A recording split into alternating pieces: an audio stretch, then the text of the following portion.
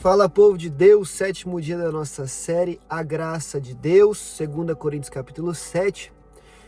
E hoje o cenário é um pouquinho diferente, porque no momento em que eu abri a câmera para começar o vídeo, o vizinho de cima começou a fazer uma obra na casa dele, eu não sei, ele tá com uma britadeira lá em cima e não dá para fazer o vídeo em casa.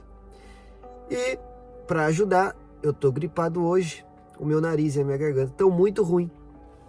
Então o dia começou um pouquinho atribulado, mas não vai conseguir parar a gente e impedir de seguir o nosso cronograma aqui.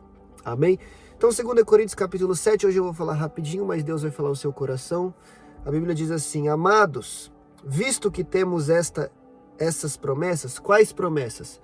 As promessas com as quais ele terminou o capítulo 6, falando, né? Habitarei com eles, Deus falando, e entre eles andarei, serei o seu Deus, eles serão o meu povo. Versículo 18, eu lhes serei pai, vocês serão filhos, e minhas filhas, diz o Senhor Deus Todo-Poderoso. Então, Deus fez essa promessa de estar no meio do seu povo, de andar no meio do seu povo ter um encontro real com ele, de ser o nosso pai, de sermos os seus filhos. Fala de algo que começa na terra, mas ganha a sua plenitude no céu. Eu não vou falar termina no céu, porque no céu é eterno, não tem término. Ali é para sempre, ali não tem fim. Mas começa na terra e alcança a sua plenitude no céu. Aí Paulo fala, visto que temos essas promessas, purifiquemo-nos de tudo que contamina o corpo e o espírito. Está falando sobre santidade. Aperfeiçoando a santidade no temor de Deus. Então olha o que ele está falando. Nos purifiquemos de tudo que nos contamina. Eu não sei qual é a luta que você tem, mas a Bíblia nos chama, nos dá uma ordem de nos purificar daquilo que tem nos contaminado, de nos afastar do pecado, de lutarmos contra o pecado, nos aperfeiçoando na santidade. O que é isso? Isso é o seguinte, hoje você pode até estar andando em santidade, mas você pode melhorar, você pode aumentar o seu nível, porque nenhum de nós é perfeito. A Bíblia diz que se alguém diz que não tem pecado, já está pecando porque está mentindo, e mentira é pecado, porque todos pecam e carecem da graça de Deus. Então eu peco, você peca, e nós precisamos andar em santidade, aperfeiçoando a santidade, elevando o nível da nossa santidade, nos santificando ainda mais, renunciando ainda mais, vencendo grandes e pequenos pecados.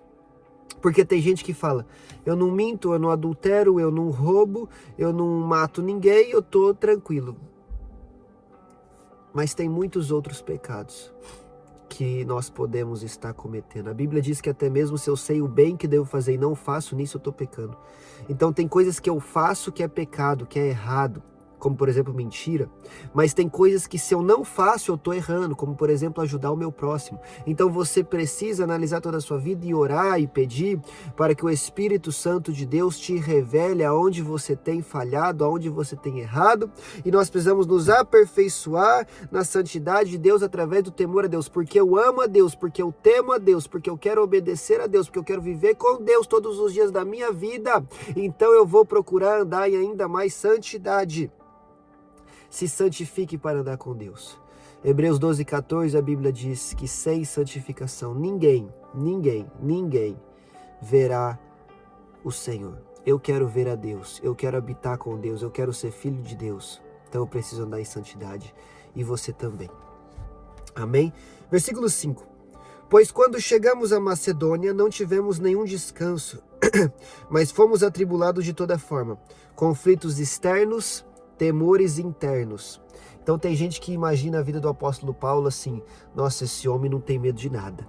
Esse homem encarava a morte, ele não estava nem aí para nada. Que coragem é essa? Eu não tenho essa coragem. Mas aí o próprio Paulo está falando, eu passei por conflitos externos, mas passei por temores internos. Ele está falando, eu passei por medo. O meu coração muitas vezes temia. A minha alma muitas vezes desfalecia. Mas mesmo assim ele permanecia. Tem gente que conta a história do povo que saiu do Egito, estava no deserto, que Deus chamou eles para subir no Monte Sinai, e o povo não foi porque teve medo. O único que foi Moisés, não teve medo. Mentira. Hebreus 12, a Bíblia diz que Moisés estava trêmulo de medo, mas mesmo assim foi. 2 Coríntios 7 está falando que Paulo teve medo na Macedônia, mas mesmo assim foi. Coragem não é ausência de medo. Coragem é ir cumprir o que Deus te chamou para cumprir, mesmo com medo. Entendeu? O medo não pode te parar. Os temores internos não podem te parar. E como é que eu não vou parar, Vitor? Olha aí, versículo 6. Deus, porém, que consola os abatidos, consolou-nos com a chegada de Tito.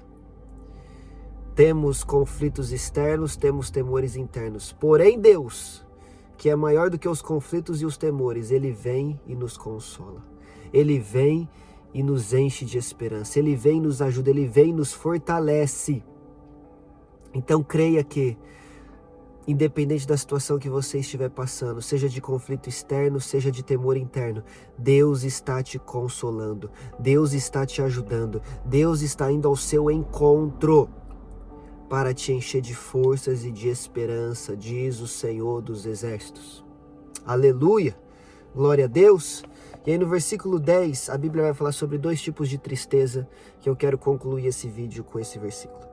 A tristeza, segundo Deus, não produz remorso, mas sim arrependimento, que leva à salvação. E a tristeza, segundo o mundo, produz morte.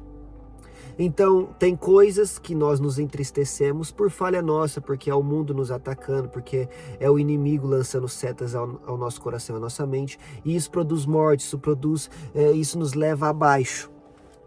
Mas existe uma tristeza que é o próprio Deus que produz. E essa tristeza, ela vem para nos levar ao arrependimento e nos levar à salvação. Ou seja, quando você peca, quando você sabe que você pisou na bola e você se entristece depois, quem está gerando essa tristeza em você é o próprio Deus, para que você se arrependa, abandone o pecado e herde a salvação, e possa herdar a salvação. Então, tem gente que fala assim: nossa, eu tô triste, eu tô angustiado, eu tô com o peito apertado. Aí tem gente que fala: então não é de Deus não, o que vem de Deus só traz paz, o que vem de Deus só traz alegria, o que vem de Deus só traz descanso. Não. A Bíblia está falando aqui, 2 Coríntios 7,10, tem uma tristeza que vem de Deus. Tem momentos que Deus te deixa triste, tem momentos que Deus me deixa triste. Que é isso, Vitor? É para que a gente se arrependa. São situações específicas. É quando tem a ver com o pecado. Porque se tem arrependimento, tem que estar ligado ao pecado. Porque eu só me arrependo daquilo que é pecado. Então, quando nós estamos em pecado, quando nós falhamos, quando nós pisamos na bola com Deus, Ele vem e gera tristeza em nosso coração para que a gente se arrependa e possa herdar a vida eterna e a salvação. Então esquece esse papinho, o rapaz passando aqui, esquece esse papo que o que vem de Deus só gera alegria, só gera paz, só gera descanso. Não, tem tristeza que também vem de Deus. Tem momento difícil que também vem de Deus, José. Tem um processo que Deus te põe, que vai fazer com que você seja traído pelos irmãos, caluniado pela mulher de Potifar, esquecido na prisão. Davi, quando você recebe uma promessa, você vai ter que fugir de Saul, você vai ter que se esconder em caverna, vai ter que matar urso, leão. Entendeu? Paulo, te dei um chamado, mas você vai passar por conflitos externos, temores internos. O que vem de Deus não é fácil. O que vem de Deus não é só alegria, não. A gente tem que crescer, a gente tem que amadurecer em Deus. Porém, em todo tempo Ele estará conosco. Estará nos livrando, nos protegendo, nos guardando, provendo aquilo que a gente precisa, nos consolando, nos dando força, nos abençoando e nos levando para onde Ele deseja. Deus é maior do que tudo e todos. Nunca se esqueça disso. Tem dificuldades? Tem. Tem momentos difíceis? Tem. Tem conflitos externos? Tem. Tem temores internos? Tem. Mas em todo tempo, Deus está conosco, nos guardando, nos protegendo e fazendo de tudo para nos levar para mais perto dele. Ainda que para nos levar para mais perto dele, Ele tem que gerar tristeza em nosso coração, para que a gente se arrependa, assim Ele o fará. Mas a promessa de Deus é que um dia estaremos com Ele e Ele conosco, e nós seremos plenamente os seus filhos e Ele será plenamente o nosso Pai. Amém? Então, tendo em vista essa promessa, se aperfeiçoe no temor de Deus e na santidade. Amém? Que Deus te abençoe. Eu te espero aqui amanhã no capítulo 8.